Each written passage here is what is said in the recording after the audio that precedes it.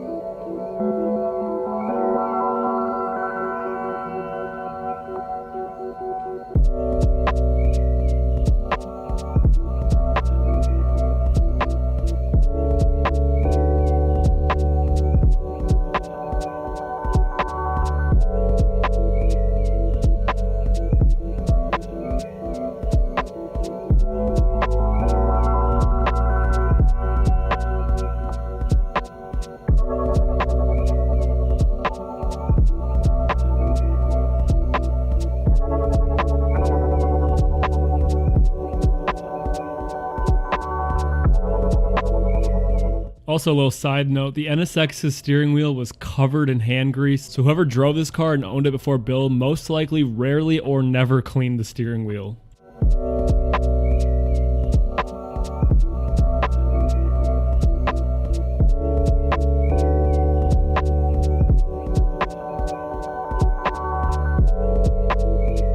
And the same thing goes for the e-brake, also completely covered in hand grease.